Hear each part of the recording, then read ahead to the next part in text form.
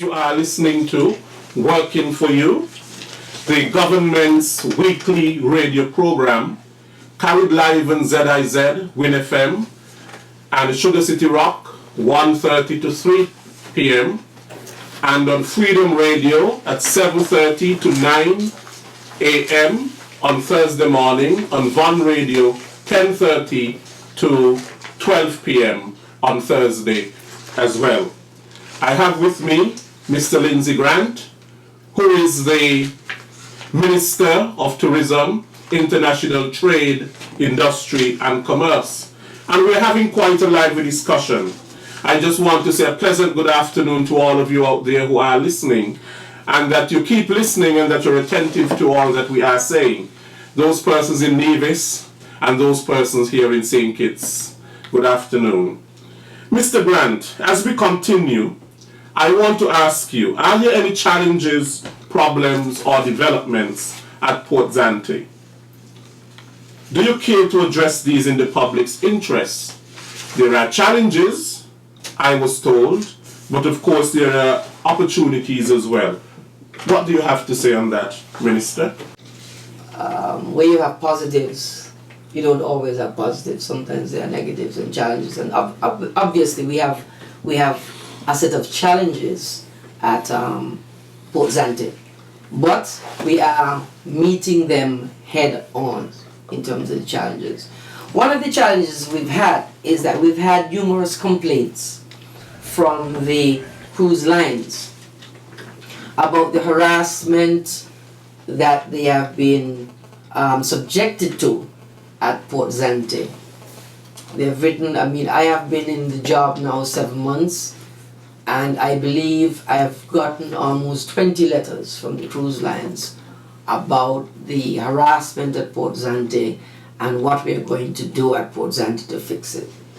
They have gone probably so far as to say that if we do not fix the problems that we have at Port Zante, they would be prepared to move the ships to other ports that are friendlier to them.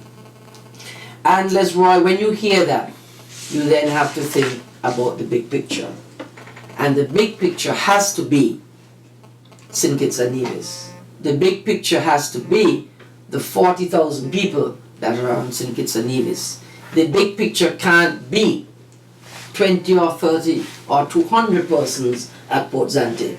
And so therefore, we have to put policies in place, we have to put plans in place, we have to put programs in place that address the challenges that we are faced with. So what are we doing?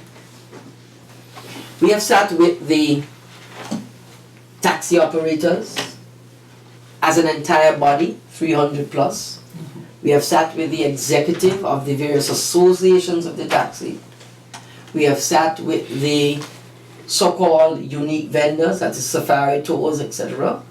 We have sat with the store owners at Port Zante.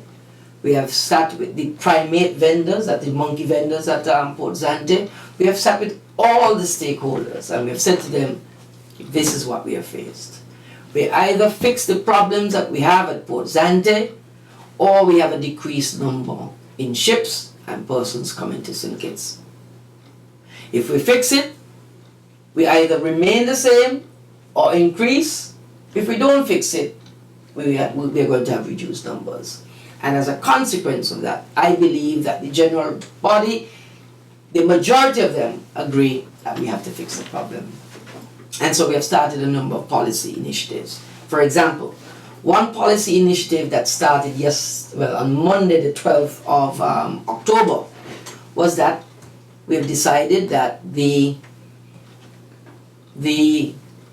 continued use by the store owners at Port Zante of giving the taxi drivers and other persons bans to lure people into their stores has to cease as of yesterday.